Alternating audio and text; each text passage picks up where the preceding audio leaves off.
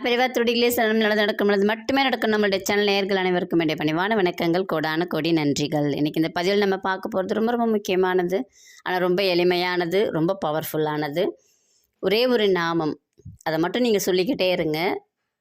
நம்ம தெரிஞ்சோ தெரியாமலோ நிறைய பேர்ட்ட சண்டை போட்டிருப்போம், திட்டியிருப்போம், ஆசைப்பட்டிருப்போம், கிடைக்கலன்னு கடவுளையும் திட்டியிருப்போம். அப்போ நமக்கு கண்டிப்பாக நமக்கு தெரிஞ்சோ தெரியாமலோ பாவங்கள் சேர்ந்துருக்கும் இல்லையா? அந்த நம்மளுடைய 7 ஜென்ம பாவங்கள், நம்மளுடைய முன்னோர்கள் செய்த பாவங்கள் எல்லாத்தையுமே இந்த ஒரே ஒரு நாமம் தீர்க்கக்கூடியது அப்படின்னு சொல்லிட்டு பெரியவா தெய்வத்தின் குரலில் சொல்லியிருக்காங்க. ஆமாம், என்ன நாமம் அப்படின்னா, ஒரே ஒருத்தர் பேரை சொன்னா உங்களுக்கு தெரிஞ்சிடும். நாரதர் எப்பயுமே சொல்லிக்கிட்டே இருப்பார் இல்லைங்களா, நாராயணா நாமம். அதுதான் ஓம் நமோ நாராயணா. இதை நீங்கள் அதனுடைய மகிமையை தெரிஞ்சுக்கிட்டு அதுக்கப்புறம் நீங்கள் சொல்ல ஆரம்பிக்கும் போது உங்களுக்கு இன்னும் அதனுடைய சக்தி அதிகமாகும். என்ன பெரியவா சுவாரஸ்யமாக அதை சொல்லியிருக்காங்க அப்படிங்கிறது இந்த பதிவில் பார்க்க போகிறோம். நாரதர் இந்திரலோகத்தில் நாராயணா நாராயணான்னு சொல்லிக்கிட்டே இருக்கும்போது ஒரு முனிவர் வரார். அந்த முனிவர் சைவத்தில் இருக்கிறவர்னு வச்சுக்கோங்களேன். அவர் கேட்குறார் நாரதர்கிட்ட, எப்பப்பா நாராயணா நாராயணான்னு சொல்கிறியே, அதனுடைய மகிமை என்னன்னு உனக்கு தெரியுமான்னு சொல்லி கேட்குறாரு. உடனே நாரதர் யோசிக்கிறார். ஆமாம், எனக்கு தெரியல அந்த மகிமை, ஆனால் உங்களுக்கு தெரியுமான்னு கேட்குறாரு. எனக்கு தெரியுது தெரியலை, நீ இவ்வளோ நாள் சொல்கிறல்ல, உனக்கு தெரிஞ்சிருக்கணும்ல அப்படின்னு கேட்ட உடனே சரி நான் கேட்டுக்கிட்டு வரேன் அப்படின்னு சொல்லிட்டு நேராக என்ன பண்ணுறாரு அப்படின்னா பிரம்மா கிட்ட போகிறார். பிரம்மா கிட்ட போய் நாராயணா நாமத்தினுடைய மகிமையை சொல்லுங்கன்னு கேட்குறார். அப்பா எனக்கு தெரியாது, நீ போய் வேறு யார்ட்டையாவது கேளுன்னு சொல்லிடுறார் பிரம்மா. உடனே சிவன் கிட்ட போகிறார். சிவன் அப்படியே கைலாயமே அதிர்ற மாதிரி ஒரு சிரிப்பு சிரிக்கிறார். சிரிச்சுட்டு இதை நீ போய் வாளுக்கிட்டே கேளு அப்படின்னு சொல்லிட்டு பெரியவாவும் சொல்லிவிட்டு சிரிக்கிறாங்கன்னு வச்சுக்கோங்களேன். சொல்லிவிட்டு போய் சொல்லிடுறார் சிவபெருமான். உடனே என்ன பண்ணுறார் நாரதர், நேராக விஷ்ணுக்கிட்டே போகிறார். விஷ்ணுக்கிட்ட போனவுடனே அங்கே விஷ்ணுவும் மகாலட்சுமி பேசிக்கிட்டு இருக்காங்க. மகாலட்சுமி கிட்ட சொல்கிறார், இப்போ ஒரு நாடகம் நடக்க போகுது, நீ பாரு அப்படின்னு சொல்கிறார். அதே மாதிரி நாரதர் வந்தவுடனே மகாலட்சுமி சிரிச்சிட்டாங்க. நாரதரை வச்சு தான் இன்றைக்கி விஷ்ணு விளையாட போகிறார் அப்படின்னு. உடனே நாரதர் கேட்குறார் போய் விஷ்ணுக்கிட்ட, நாராயணா நாராயணா நான் சொல்லிக்கிட்டே இருக்கேன், ஆனால் அதனுடைய மகிமை என்ன, அதனுடைய பலன் என்ன அப்படின்னு சொல்லிட்டு விஷ்ணுக்கிட்ட கேட்குறாரு. உடனே விஷ்ணு என்ன பண்ணுறாரு, சிரிச்சுக்கிட்டே இங்கே வா, அங்கே ஒரு காடு இருக்குல்ல, அங்கே ஒரு பூச்சி இருக்குல்ல, அதுக்கிட்ட போய் இந்த நாமத்தை சொல்லிட்டு வா அப்படிங்கிறார். நேராக பூலோகத்துக்கு வரார் நாரதர். அந்த பூச்சிக்கிட்ட போய் ஓம் நமோ நாராயணான்னு சொல்கிறார். அடுத்த நிமிஷம் அது இறந்துருது.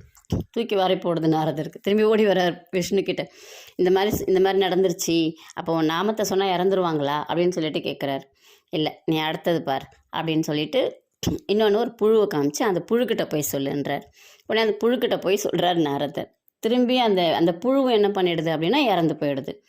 ஒன்றும் புரியல நாரதருக்கு, என்னது இது, நம்ம சொன்ன உடனே இறந்து போகுது, என்னம்மா இது அப்படின்னு சொல்லிட்டு திரும்பி விஷ்ணுக்கிட்ட கேட்குறார். படப்படப்போட கேட்குறார். சரி விட்டுரு அதையும், அடுத்து கிளிக்கிட்ட போய் கேளு அப்படின்னு கிளிக்கிட்ட போய் சொல்லு அப்படிங்கிறார். உடனே கிளிக்கிட்ட போய் சொல்ல போகிறார். அந்த கிளி அவ்வளோ அழகாக இருக்குன்னு வச்சுக்கோங்களேன். பார்த்த உடனே எல்லோரும் ஈர்க்கக்கூடிய அளவில் இருக்க அந்த கிளி. நம்ம பேசினா பேசும், அந்த மாதிரி இருக்குது அந்த கிளி. அந்த கிளிக்கிட்ட போய் சொல்கிற, பயப்படுறார் நாரதர், இறந்துருமோ அப்படின்னு. ஆனாலும் போய் சொல்கிறார். சொன்னவொடனே அந்த கிளியும் இறந்து போயிடுது. இதுக்கு மேலே வேணாம் சாமி அப்படின்ட்டு என்ன பண்ணுறாரு, திரும்பியும் ஓடி போய் நாரதர் விஷ்ணுக்கிட்ட கேட்குறார். எப்பா என்னால் முடியல, நான் போய் சொல்கிறேன் உன் நாமத்தை, அடுத்த நிமிஷம் எல்லாம் இறந்து போயிடுது, அந்த பாவம் எனக்கு ஏன்பா அப்படின்னு சொல்லிட்டு கேட்குறாரு நாரதர். உடனே சிரிச்சுக்கிட்டே, சரி இதை விட்டுரு, இன்னும் ஒன்று சொல்கிற, அதை போய் செய் அப்படின்னு சொல்கிறார். உடனே ஒரு பூலோகத்துக்கு போ, அங்கே ஒரு வீட்டில் ஒரு பசுமாடு இருக்குது, அது நிறைய மாத கர்ப்பிணியாக இருக்குது, அதுக்கிட்ட போய் சொல்லுன்னு தூக்கி வாரி போட்டுச்சு. எந்த சாபத்தை வேணாலும் தாங்கிக்கலாம், பசுவுடைய சாபத்தை என்னால் தாங்க முடியாதுமா, வேணாம் அப்படிங்கிறார். இல்லை நீ போ அப்படின்னோடனே நாரதர் அந்த வீட்டுக்கு போனவுடனே நாரதரை பார்த்தோன்னே எல்லாம் செம உபசரிப்போடு கூப்பிட்றாங்க. உபசரிப்போடு வந்தோடனே உள்ளுக்குள்ளே ஒரே நடுக்கும். நம்ம சொல்லி அந்த பசு இறந்துடுச்சுன்னா இவங்க எப்படி பண்ணுவாங்கன்னு தெரியலையே அப்படின்னு சொல்லிட்டு பயந்துக்கிட்டே தேடுறாரு பசு எங்கே இருக்குன்னு. பசு கண்ணில் பட்டோன்னா அது நிறைய மாத கர்ப்பிணியாக இருக்குது. அதுக்கிட்ட போய் சொல்கிறாரு, பசுவும் இறந்துடுது.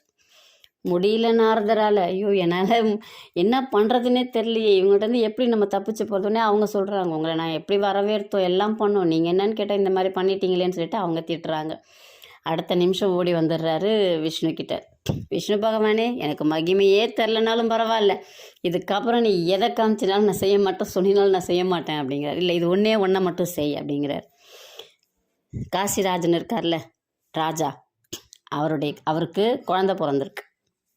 அந்த குழந்தைக்கு அதில் போய் நீ சொல்லுன்னா, அப்பா என்னால் முடியாது, பூச்சியை சொன்னேன், பூச்சியை கேட்க ஆள் இல்லை, பூச்சி புழு கிளிக்கெல்லாம் கேட்க ஆள் இல்லை, இந்த பசுக்கிட்ட சொன்னால் அதுக்கே நான் தப்பிச்சோம் பொழைச்சோன்னு ஓடி வந்தேன், ராஜா கிட்ட போய் மாட்டி விடுறியே, இது நியாயமா அப்படின்னு சொல்லிட்டு நாரதர் கேட்குறார். இல்லை நீ போய் சொல்லு அப்படிங்கிறார். சரின்னு பயந்துக்கிட்டே வெடன்னு வருதுன்னு வச்சுக்கோங்களேன். அதோட பயந்துக்கிட்டே போய் அங்கே ராஜா கிட்ட போகிறாரு. ராஜா வந்து நல்ல உபசரிப்போடு கூப்பிட்டு போகிறாரு. கூப்பிட்டு போனோன்னே இன்றைக்கி என் பிள்ளை வந்து எனக்கு இன்றைக்கி குழந்தை பிறந்திருக்கு, அதுக்கு நீங்கள் பேர் வைங்க அப்படின்னு சொல்லிட்டு அவர்கிட்ட சொல்கிறார். போய் அந்த குழந்தை காதில் போய் ஓம் நமோ நாராயணான்னு சொல்கிறார் நாரதர். அடுத்த நிமிஷம் அந்த குழந்தை அவர்கிட்ட பேசுது. என்ன பேசுது அப்படின்னா, திரும்பி அதுவும் ஓம் நமோ நாராயணா அப்படின்னு சொல்லுது. ஒன்றும் புரியல நாரதருக்கு. எப்படி நீ பேசுகிற அப்படின்னோடனே, நீ நாராயணா நாமத்துடைய மகிமை தானே தேடி போனேன். முதல்ல பூச்சிக்கிட்ட சொன்னியா, அதுவும் நானே தான். என் பாவம் போய் புழுவாக அடுத்த பிறப்பு எடுத்தேன். அதுக்கு அடுத்த பிறப்பாக கிளியாக அழகாக பிறந்தேன். அதுக்கு அடுத்து பசுவாக பிறந்தேன். இவ்வளோ பாவங்களையும் தீர்த்து திரும்ப நான் சக்கரவர்த்தியாக இந்த உலகத்தை ஆள்றதுக்காக ராஜாவுடைய பையனாக பிறந்திருக்கேன். அப்போ என்னுடைய பாவங்கள் எல்லாம் தீரறதுக்கு நீ வந்து என் காதில் சொன்ன ஒரே ஒரு மந்திரம் தான் காரணம் அப்படின்னு சொல்லிட்டு அந்த குழந்தை நாரதருக்கு சொல்கிற மாதிரி அவ்வளோ அழகாக பெரியவாக சொல்லியிருப்பாங்க. நீங்களும் முடிந்த போதெல்லாம் ஓம் நமோ நாராயணா இல்லை நாராயணா அப்படின்னு சொல்லுங்கள். நம்முடைய பாவங்கள் எல்லாமே தீர்ந்துவிடும். நம்பிக்கையோடு செய்யுங்கள். நன்றி, வணக்கம். நல்லதே நடக்கும்.